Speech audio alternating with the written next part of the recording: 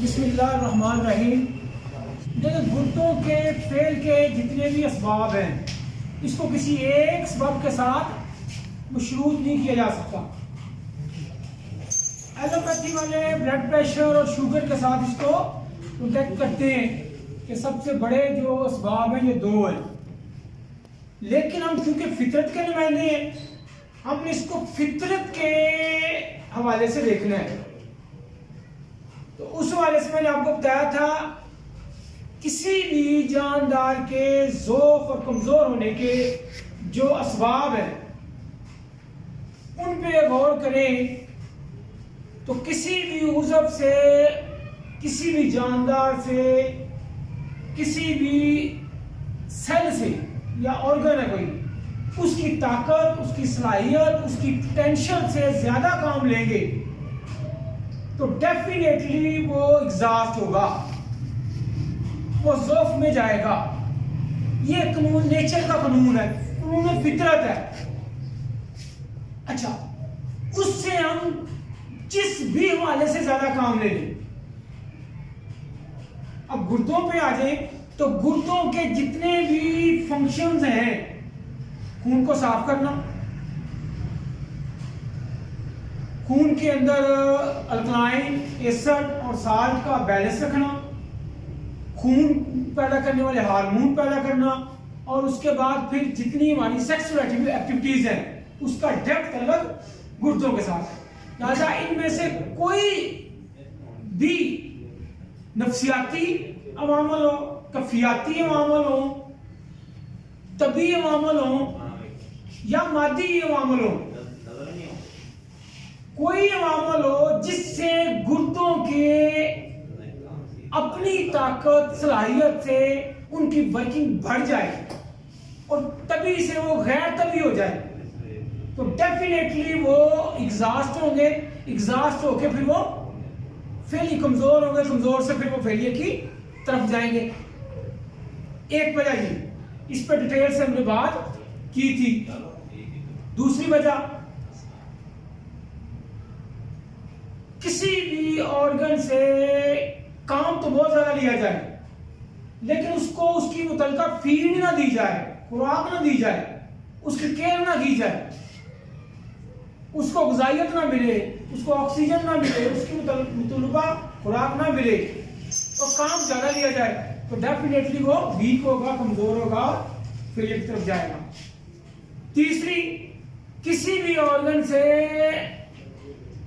को हदनामी कर दे, सुस्त कर दे, काहिल कर दे,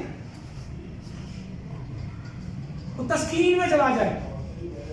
साहब ने तहरीक, तस्कीन और तहरीक के यकीन व मामल उस हवाले से बयान की। चौथी वजह एक और, पिछली दफा मैंने वो नहीं बयान की थी, वो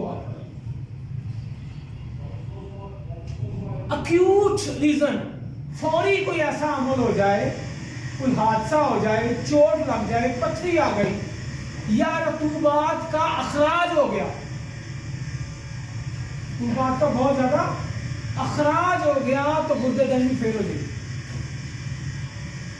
मसलन आपको कंसेप्ट बिल्कुल क्लियर हो जाएगा, आसान हो जाएगा कि जिस तरह गन्ना होता है उसको बेलने से गुजार दें, उसकी रतूबत सारी निचड़ जाती है और आगे जो पच्छी बचती है वो गुर्दों का हाल हो जाता है, रतूबत अगर खारिज हो जाए तो। ये कितना कंसेप्ट क्लियर होता है इस मिसाल से। तो ये वाली रतूबत का अखराज, अब रतूबत का अखराज किस तरह होता है?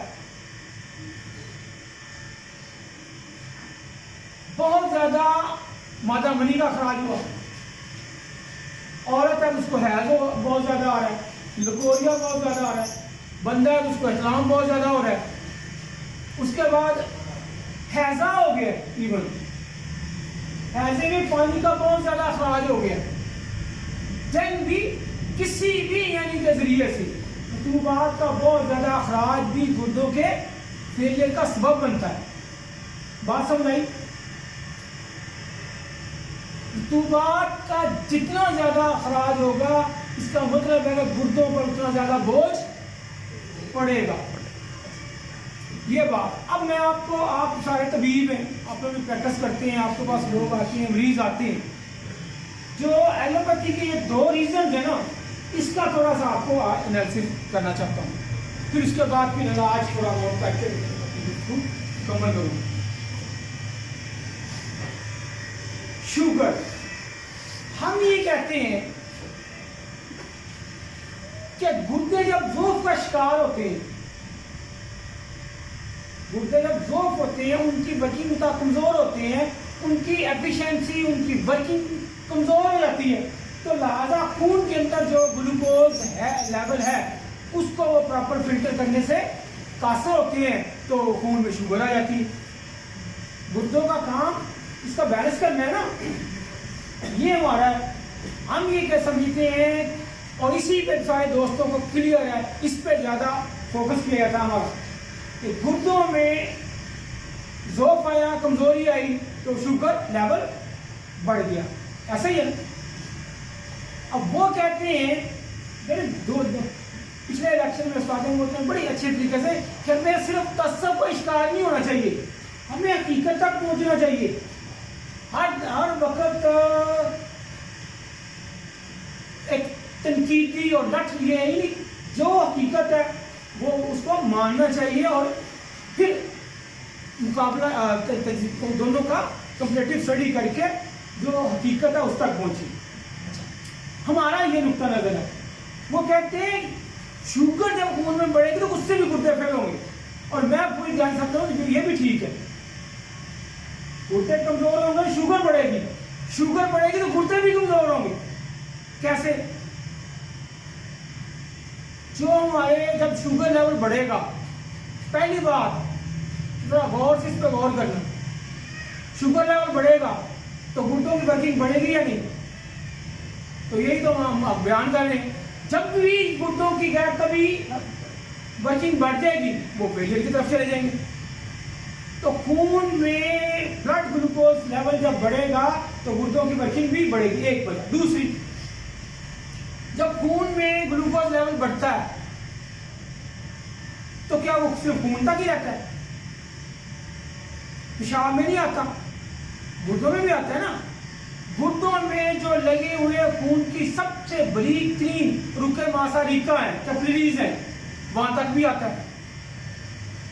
वहां तक जब आता है जो बहुत बाल से भी बारीक है, तो वहां पे ग्लूकोज जो है वो रुकता है, इतनी बारीक होती है। जब रुकता है तो ब्लॉकेज का सबब बनता है। बात समझ आई? जब शुगर रुके मासारिका कैपिलरीज तक आती हैं, जो नेफ्रॉन की गुर्दों के नेफ्रॉन की कैपिलरीज है, वहां आती है तो वहां वो रुकावट का सबब बनती है। खून का फ्लो उतना नहीं फिर जाता। जैसे शरीयाना में कोलेस्ट्रॉल जम जाता है, रुक जाता है, उससे वो तंग हो जाता है उनका रास्ता तंग होने की वजह से उनमें वो जो शुगर है, ग्लूकोज है, वो लिथड़ जाता है। लिथड़ने से उसका सुराग कम मजीद कम हो गया। जब मजीद कम होगा तो नेफ्रॉन को जो फिल्टर्स हैं गुर्दों के, उनको ऑक्सीजन कम मिलेगी, खून की सप्लाई कम मिलेगी। जब खून की सप्लाई कम मिलेगी दैट मीन कि उनको ग़िज़ा कम मिल रही है। या जिस चीज को ग़िज़ा कम मिले, ऑक्सीजन कम मिलेगी, वो कमजोर होगा। ये भी फितरी बात है। तो ये रेसिप्रोकल अमल है। गुर्दे कमजोर होंगे, शुगर लेवल बढ़ेगा, शुगर लेवल बढ़ेगा तो गुर्दे कमजोर होंगे। ऐसा नहीं कि वन साइडेड, रेसिप्रोकल है। एक बात जो रीजन समझ आती है। अब ये फितरत को जो हम समझते नहीं, जो खौफ पैदा किया जाता है उनके यहाँ, ये इंसान ऐसा नहीं 2 × 2 = 4 की तरह जो ही 100 से शुगर क्रॉस की आप डायबिटीज हो गए, ऐसा नहीं होता। ये प्रॉब्लम है उनके यहाँ। खौफ दिला दिया जाता है। इंसान है, ये जज्बात का मजमूआ है। कभी इसकी शुगर कम होती है, कभी ज्यादा होती है। आपको टेंशन हो गई, आपको खौफ तारी हो गया तो आपकी शुगर बढ़ जाएगी वक्ती तौर पे। आपको मीठी चीजें बहुत ज्यादा खा ली, खाना इवन बहुत ज्यादा खा लिया, तो फिर भी शुगर लेवल बढ़ जाएगा। ये ऐसा बंदा डायबिटिक नहीं होता, वो शुगर का मरीज नहीं होता। अब उसको खौफ दिला दे तो वो शुगर का मरीज बन जाएगा। बीमारी से नहीं उसको शुगर होगी, खौफ से हो जाएगी। जिस खौफ में वो मुब्तला हो गया उसके लिए फिर ये उनके यहाँ भी ये है तो CA2 का वो टेस्ट जो करवाते हैं ग्लोकेटेड, वो 3 माह का पूरा आता है, उसमें फिर वो एग्जैक्ट इवन उसमें अब लेटेस्ट आ गया उनका कि 7 पॉइंट तक वो तो शुगर का मरीज नहीं होता। पहले 6, 5, 6 था, 6 तक, अब वो 7 तक चले गए हैं, 7 तक शुगर का मरीज नहीं होता। अब एक बंदा शुगर का मरीज नहीं है, उसको वहम डाल देंगे, खौफ डाल देंगे तो वो शुगर का मरीज हो जाएगा। ये बदबख्ती है। बात समझ आई? तो ये, लेकिन हाँ एक बंदा जेन्युइन है, काज़ब नहीं है, वो जेन्युइन है, देन वो गुर्दों पे इफेक्ट करेगी। दूसरी बात, ब्लड प्रेशर। हम समझते हैं कि गुर्दे कमजोर हैं, ब्लड प्रेशर, इसमें बड़ी बदबख्ती है। मोहल्लों में कंप्यूटर बैठे हुए हैं, बीपी उनको सही चेक करना भी नहीं आता, चूही 120 से क्रॉस किया तो मरीज को फिर वहम डाल दिया तो इनको हो गया ब्लड प्रेशर में। वो बेचारा नहीं भी टेंशन ले लेके हो जाता है।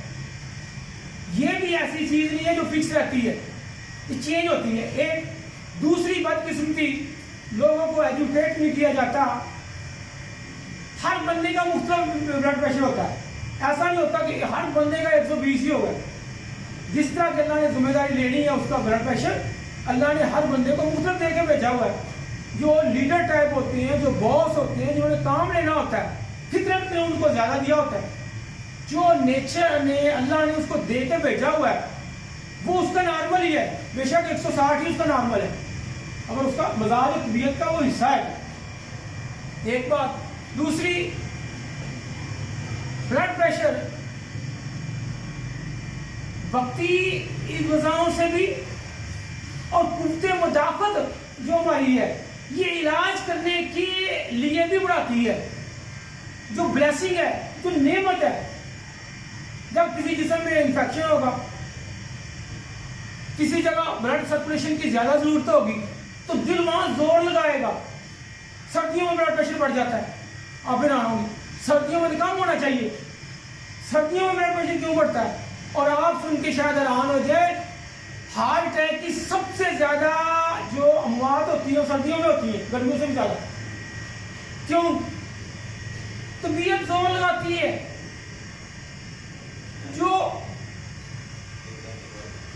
जो अच्छा ब्लड प्रेशर है, जो मुदब्बरा बदन का है, जो आपका दोस्त है, जो आपको डॉक्टर है, जो आपको सेहतमंद करने की कोशिश कर रहा है, उसको नीचे लाना फौरी अद्वियात से, यह जुल्म है, ये अतायत है। बात समझ आई? जो फितरत ने दिया हुआ है उसको नीचे लाना।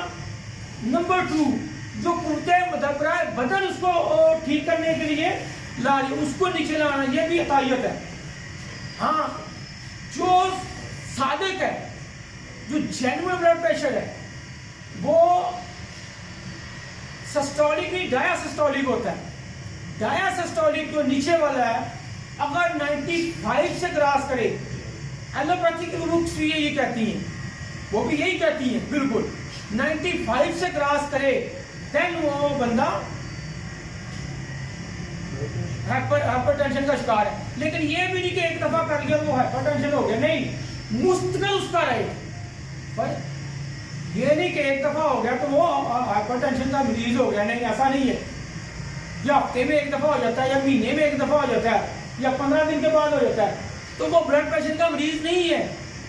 उससे गुर्दों को कुछ नहीं होता, उसने खराब खा ली, नमक ज्यादा ले लिया, कोई ऐसी चीज ले ली, कोई भी अमल हो गया तो ब्लड प्रेशर का मरीज, हाँ, उसका मुस्तकिल ऐसा रहता है, दरमी रहता है 95। हम उसको फिशारुतम सादिक कहते हैं, काज़िम नहीं कहते। अगर ऐसा बंदा है, ठीक है, उसका ब्लड प्रेशर नीचे लाना है, उसका ब्लड प्रेशर नीचे लाना है। अक्सर चूंकि हमारे इस तरीके में ब्लड प्रेशर और माशरे में भी काज़ब भी ज़्यादा होता है, और वो मरीज ब्लड प्रेशर की दवाइयाँ खा के जितना नुकसान गुर्दों को ब्लड प्रेशर की दवाइयाँ देती हैं, शायद ही कोई और चीज़ देती हो। क्यों? वो मोस्टली ब्लड प्रेशर की दवाइयाँ पेशाब आवर होती हैं। जब जो भी चीज़ पेशाब आवर होगी, गुर्दों की फंक्शन वर्किंग बढ़ जाएगी। जब उनकी वर्किंग बढ़ेगी, गैर तभी बढ़ेगी, तो वो ज़ौक़ में जाएंगे, वो फेलियर की तरफ जाएंगे। तो लिहाजा गैर ज़रूरी जो है ब्लड प्रेशर की दवाई खाना, ये गुर्दों के फेलियर की बहुत बड़ी एक वजह ये भी है। अगर हम साधक हो तो फिर क्या करना चाहिए? या एक मरीज है, उसको वहम हो गया हुआ है, मैंने ये देखा है, मरीज मेरे पास आते हैं, हम समझते हैं कि इसका ब्लड प्रेशर काज़ब है, लेकिन मरीज की साइकी को भी समझना है, नफ्सियात को भी समझना है। वो कहते हैं ब्लड, ये दवाई खाई हुआ ब्लड प्रेशर बढ़ जाना है, वहम हो जाता है ना। और इतना डराया हुआ ब्लड प्रेशर से, ब्रेन हमें हो जाना, हार्ट अटैक हो जाना, ये हो जाना है, तो मरीज भी वो खौफज़दा होते हैं कि भाई हम तबीब हैं, आप वालिद हैं, जिस चीज़ से उनको खौफ है उसी से उसका खौफ दूर होना है। खौफ दूर करना भी हमारी जिम्मेदारी है, तो किसका दूर करें? उन्हें ब्रीफ करें। पहली बात, भाई ऊपर वाला चले जाए तो आपका दोस्त है, उसकी टेंशन ना ले। नीचे वाला 95 से ऊपर जाए तो मैं असरौल वाली वो भाई छोटी चंदन और असरौल वाली, ये भाई ये है, जब आपका 95 से ऊपर नीचे वाला जाए तो ये थोड़ी सी ले लेना, सामान के नीचे रख देना, वो उसी वक्त नीचे ले आती है। एलोपैथी की दवाई जहाँ नहीं काम करती वहाँ ये हमारी दवाई काम करती है, इतनी तेज है ब्लड प्रेशर को नीचे लाने में। लेकिन आपने अगर उसका इलाज करना है तो उस सबब को दूर करके करना है ना।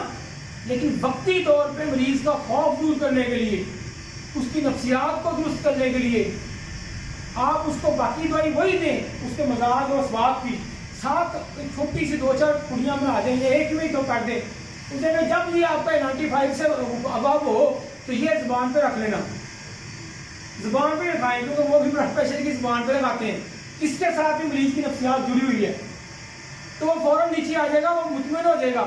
अक्सर मरीज मेरे पास आता है कि हमें तो रखने की जरूरत ही नहीं पड़ी थी, और पड़ती भी नहीं मोस्टली जब आप दवाई दें। तो नफ्सियाती तौर पर इस बात को भी ज़हन में रखें। अब है गुर्दों के फेलियर में जो इलाज है, इलाज के प्यारे भाइयों, पहली बात, जो गुर्दों का मरीज होता है ना, उसके ऊपर एक खौफ मुसलत किया होता है, इतना ज़्यादा खौफ कि वो बेचारा ना समझता है ग्यास हो गया, इस मर्द में कोई बचता ही नहीं। उसका खौफ दूर करें। एक खौफ की मैं आपको मिसाल देता हूँ। किसी बादशाह ने अपने वजीर से पूछा कि मुझे इस बात का हल बताओ, एक बंदे को मैं जो मर्जी खिलाऊं, जितनी मर्जी खुराक दूं, उसकी सेहत बेहतर ना हो, नीचे जाए।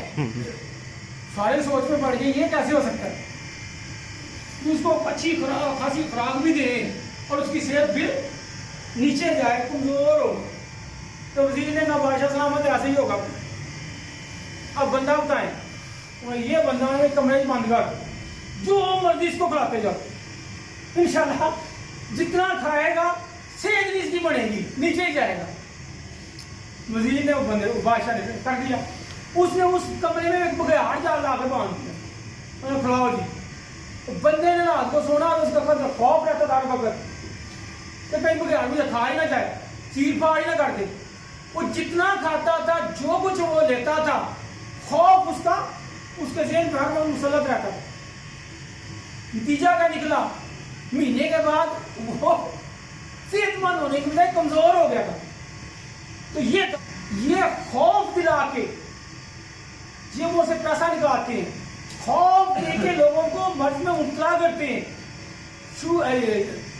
गुर्दों का मरीज बेचारा, एक तो इतना महंगा इलाज है, वो मुआशी टेंशन का शिकार हुआ होता है, सफेदपोश होता है बेचारा, सोसाइटी का इज्जतदार आदमी होता है, गुर्दों में चला जाता है तो वो हैंड टू माउथ हो जाता है।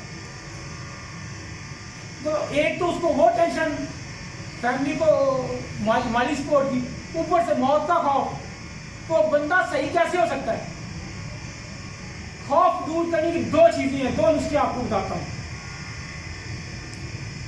नंबर 1, उस बंदे को जो मुसलमान है ये बता दें कि कोई बंदा अगर ये बात मानता है, मेरी बात गौर से सुन लें, कि मुझे या किसी बंदे को मौत बीमारी से आती है तो उसका ईमान मुकम्मल नहीं है। मौत से बीमारी नहीं आती, मौत नहीं आती, बीमारी से मौत नहीं आती, मौत हमेशा अल्लाह के हुक्म से आती है।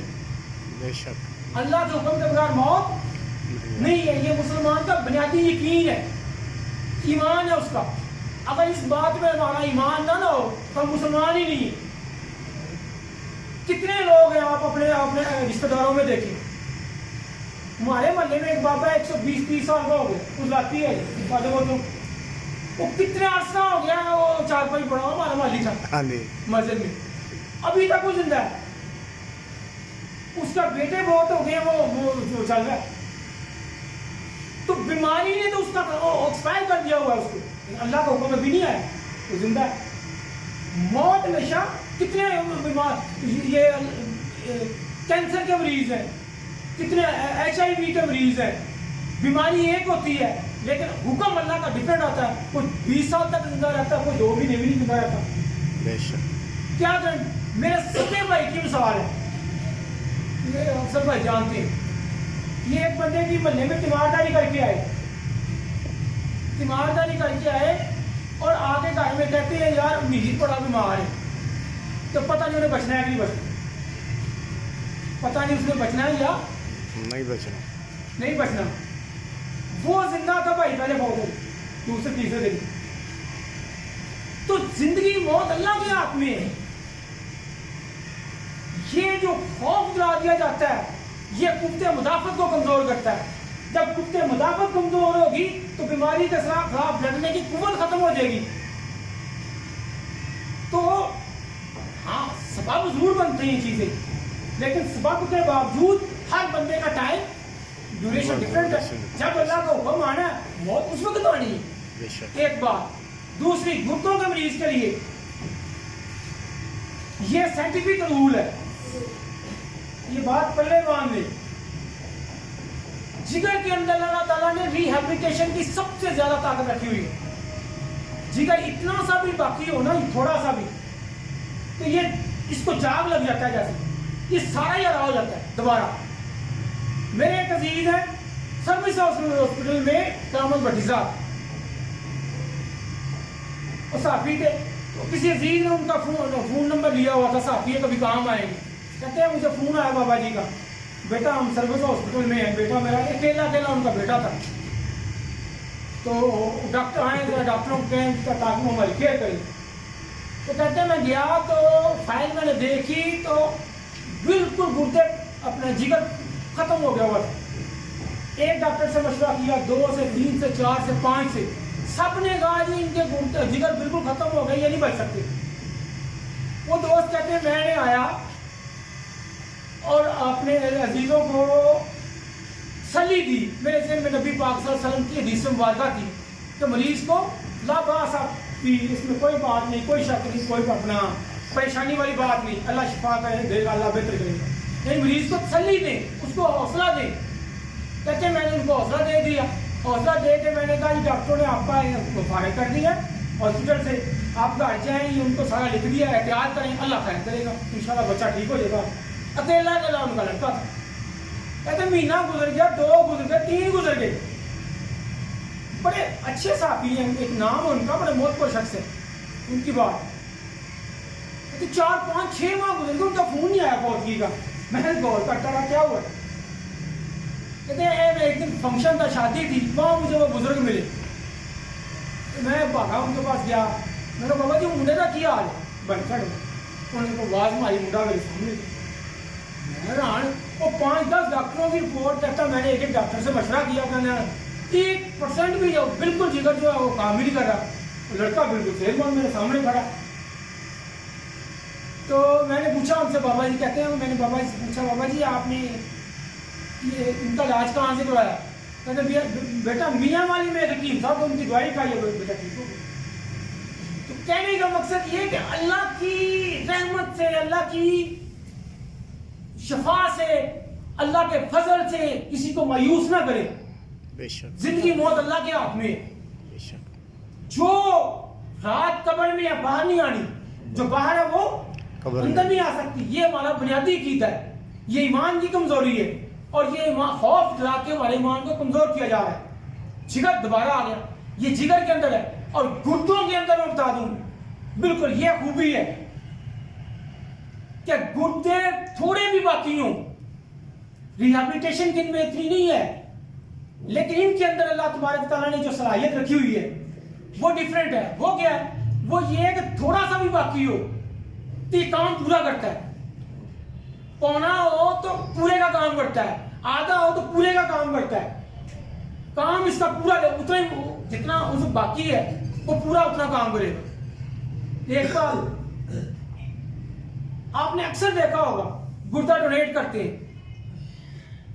जिसको लग रहा है उसका भी एक गुर्दा, जो दे रहा है उसका भी, तो काम दो गुर्दों का करता है नहीं करता। इस तरह आधा गुर्दा रह जाए वो भी पूरा काम करेगा। तो खौफ दिलाएंगे कुफ्ते बहुत कमजोर होगी, वो आधा भी काम करना छोड़ देगा। तो लिहाजा मरीज को उम्मीद दें, होप दें। होप जो है ये जिंदगी है, ये रमक है। उसके बाद हकीकत पसंद बनी। बच्चों का खेल नहीं है, 2 महीना दवाई खाई तो गुर्दा सारे ठीक हो गया, नहीं होता।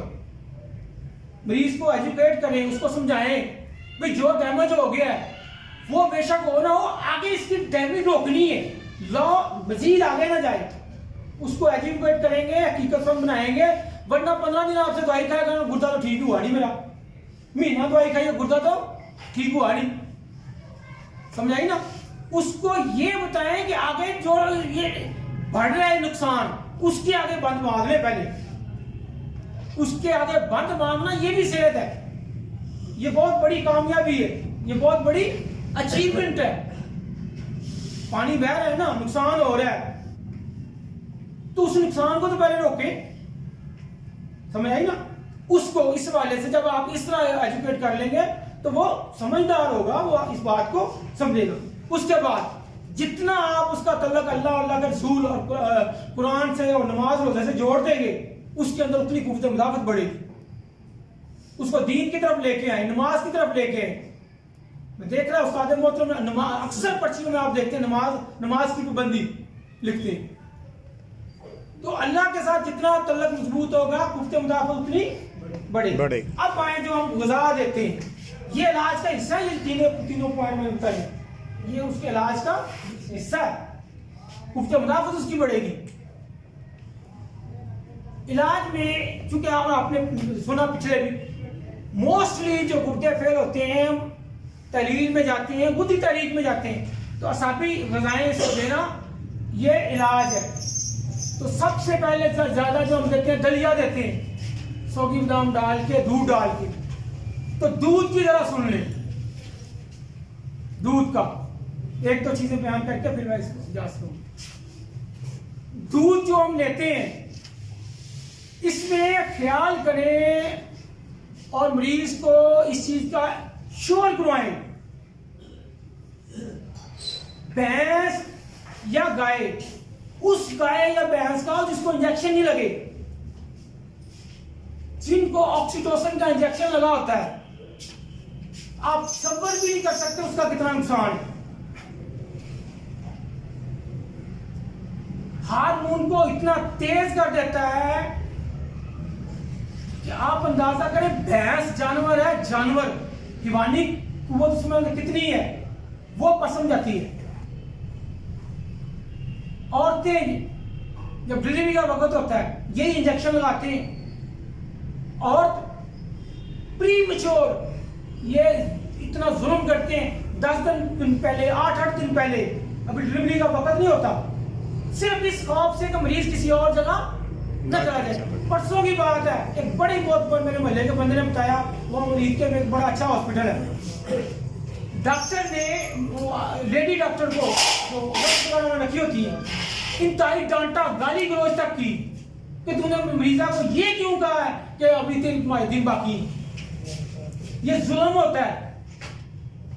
वो किसी और जगह चले जाओ फिर तो इंजेक्शन ये लगाते हैं कमर में, प्री मैच्योर डिलीवरी पे औरत आ जाती है, इतना ज्यादा तेज है। और एक और कितना ज्यादा जुल्म जो हो रहा है, हम बच्चों को दूध पिलाते हैं, उनकी ग्रोथ अच्छी होगी, कैल्शियम आएगा, बच्चों को दूध जबरदस्ती माएं पिलाती हैं। जुल्म ये हो रहा है, कभी गौर करना। 15-16 साल की बच्ची जवान होती है फित्री, 6-6 साल की बच्ची जवान होती है, मेंसेस आ 6-7 साल की बच्ची को प्राइमरी में पढ़ रही है और मेंसेस आ जाते हैं। इससे बड़ा इंसानियत के साथ दुश्मनी और क्या होगी? क्यों? उसकी बहुत सारी वजूहात हैं, जिसमें से एक ये भी, ये दूध है टीके वाला। तो लिहाजा उनको ये ताकीद करें कि उस भैंस का हो जिसको टीका ना लगाओ। ये जो बंडा डालती हैं इसमें भी स्टीरॉइड डाले होते हैं, उसकी भी एहतियात करवाएं, फिर रिजल्ट देखें। एक उसके बाद जिन मरीजों की कुव्वत टूटी हुई है, कुव्वत टूटी हुई है, कमजोरी है, खून की कमी है, उनकी उसका ख्याल रखें। उसको आंवला दे दें साहब, उसको काले चने खिला दें, उनको मछली दे दें, ताकि उनकी खून की कमी या कमजोरी, जब से ये आते हैं ना इसमें डायलिसिस पे, वहां अक्सर खून की कमी और कमजोरी रहती है। फिर ये चीजें साथ जरूर दें, इसको फोकस करें। फिर एक और बात, पोटाशियम बड़ा होता है, बस एक दो बात करके, पोटाशियम बहुत ज्यादा बड़ा होता है। अगर पोटाशियम नहीं बढ़ा हुआ तो आप असाबी चीज जो मर्जी दे दें, दैट्स ओके। लेकिन अगर पोटाशियम लेवल बढ़ा हुआ है तो फिर ऐसी सब्जियां भी मना कर दें, बेशुमार अलग नियमतें जो ज़ेरे ज़मीन है उनमें पोटाशियम ज्यादा होता है तो मना कर दें। बाकी साबी चीजें दें, कद्दू दें, मटर दें, और ये दाल मूंग दें, टिंडे दें और बेशुमार चीजें, तो वो उनका जरा एहतियात कर लें। फिर उसके बाद गोश्त वगैरह तो ऑलरेडी बंद होगा। तो इन चीजों पे अगर आप करें, उसके बाद क्या वे में उस्ताद मोहतरम आपको कलंजी नाव पकड़ा, अगर अनाज की जगह रिश डाल लें, तो इस हवाले से ये चीज़ें करें। और दवाई में आपका त्याग गुर्दा मौजूद है, लेकिन आपने ये सारी चीज़ें पहले उसका असबाब जो है, अगर शुगर असबाब है शुगर, अगर रतूबात खारिज हो रही है तो रतूबात को रोकना है पहले। इस्लाम बहुत